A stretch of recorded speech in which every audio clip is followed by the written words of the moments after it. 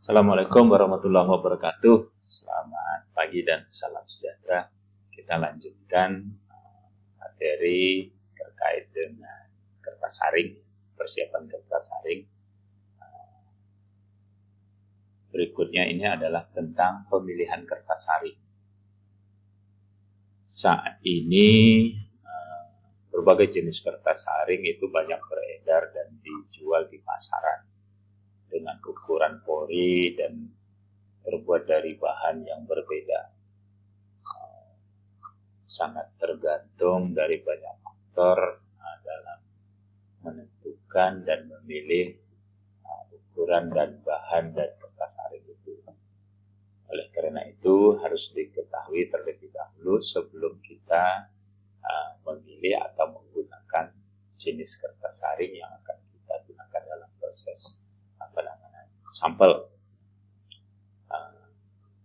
Ini dari tabel titik 2 jenis kertas saring yang dipakai dan ukuran porinya. Ini bisa menjadi patokan atau panduan dalam pemilihan dan penggunaan jenis kertas saring yang akan kita gunakan dalam proses penanganan sampel. Sebagai contoh, misalkan nama kertas saringnya adalah Selectron DA85.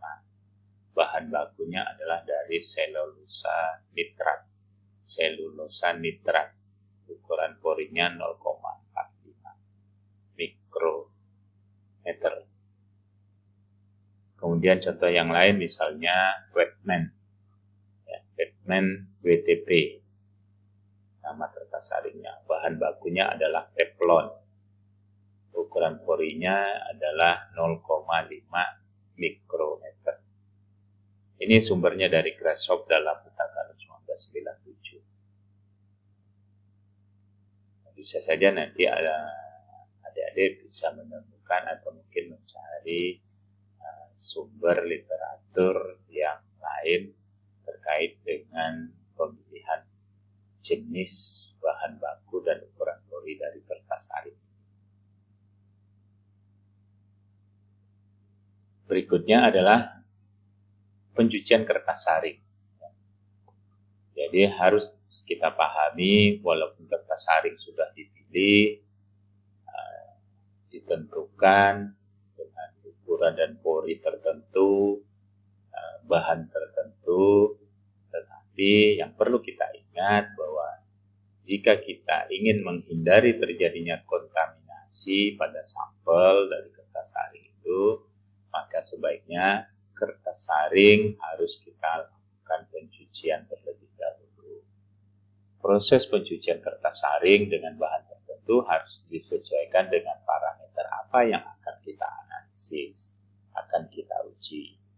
Terkait dengan hal pencucian kertas saring ini, maka ini ada tabel yang bisa menjadi rujukan kita juga. Misalkan di sini parameternya adalah parameter organik.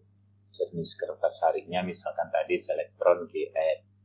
Maka proses pencucian atau pembilasannya adalah rendam 3 hari dalam larutan K2CR2O7 atau H2SO4.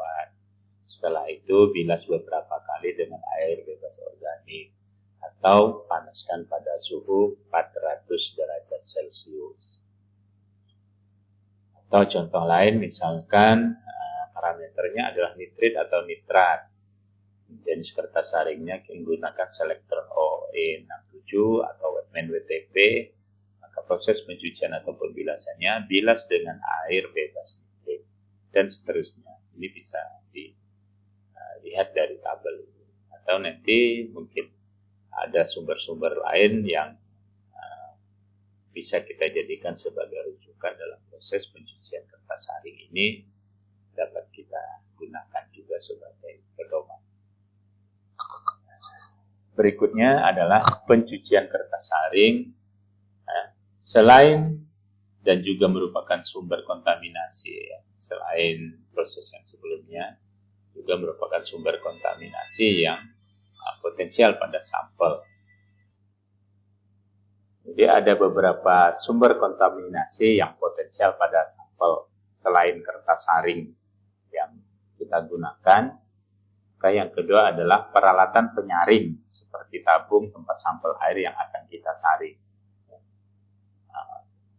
Kemudian yang ketiga, tempat sampel air yang telah disaring. Jadi alat-alat atau peralatan penyaring yang kita gunakan dalam proses penyaringan sampel itu harus kita perhatikan, dan itu menjadi sumber kontaminasi yang potensial. Oleh karena itu, peralatan penyaring yang kita gunakan itu juga harus kita cuci sesuai dengan parameter yang akan kita analisis. Ya, sama dengan pencucian kertas saring. Jadi tahapan dan prosesnya harus kita lakukan sama dengan proses pencucian kertas saring. Kita sesuaikan dengan parameter apa yang akan kita uji. Jadi ini benar-benar harus kita perhatikan agar jangan sampai terjadi kontaminasi dari peralatan yang kita gunakan untuk melakukan proses penyaringan. Jika ini terjadi, maka kerja kita nanti akan menjadi sia-sia karena hasil yang kita dapatkan akhirnya itu menjadi hasil yang tidak representatif, menggambarkan kondisi yang sebenarnya dari sampel yang kita ambil di lapangan.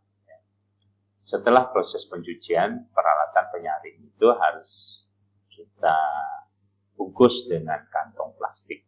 Kembali lagi tujuannya adalah untuk menghindari terjadinya kontaminasi silang pada sampel yang kita ambil yang disebabkan oleh peralatan yang kita gunakan dalam proses penyaringan.